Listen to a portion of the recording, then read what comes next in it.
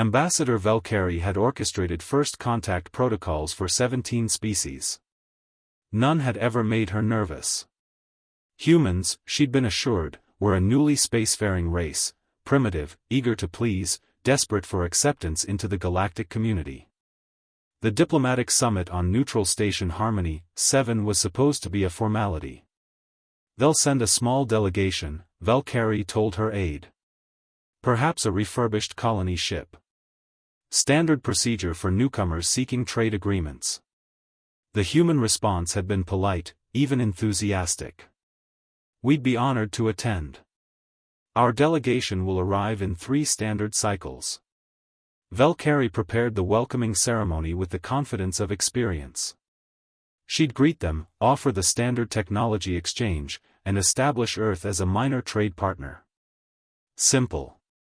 Clean. Predictable. Then the sensors screamed. Ambassador. Her aide's voice cracked with panic. Something just dropped out of FTL at the edge of the system.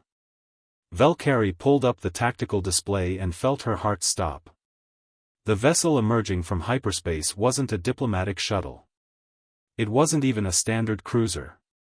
It was wrong, too large, too angular, bristling with weapons systems that her sensors couldn't fully catalog. Mass readings are impossible, the station's commander reported, his voice hollow. That ship is 3 kilometers long. Its power signature exceeds our entire defensive fleet combined. The communication came through, audio only. A human voice, casual and warm, Harmony 7 station, this is the UESS Prometheus, Titan-class warship. We're here for the diplomatic summit. Hope we're not late. Should we park somewhere specific, or? Valkyrie's mind raced. Titan-class? Humans had classification systems for ships this size. How many did they have? Prometheus *, this is Ambassador Valkyrie. She fought to keep her voice steady. We weren't expecting a vessel of this magnitude. A pause. Then laughter, genuine, friendly laughter. Oh. Yeah, sorry about that. We figured first impressions matter, you know? Plus, Admiral Zhao wanted to stretch the Prometheus's legs. She just came out of refit. Refit star. They were casually discussing refitting a dreadnought that outgunned anything in known space. The human continued, oblivious to the panic spreading through the station. We brought the diplomatic team, some cultural gifts, and about 3,000 crew members who've never left Sol System. They're really excited to meet everyone. Is that okay?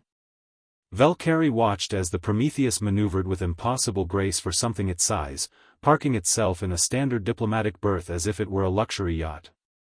Docking clamps groaned under the mass. Ambassador, her aide whispered, intelligence reports just came through. Humans have 17 of these Titan-class vessels. And those are just the ones we can confirm. The airlock opened, and the human delegation emerged, not warriors, but scientists, artists, and trade representatives, all smiling warmly. Leading them was Admiral Zhao, a small woman who looked like someone's grandmother. Ambassador Valkyrie. She extended her hand in the human greeting.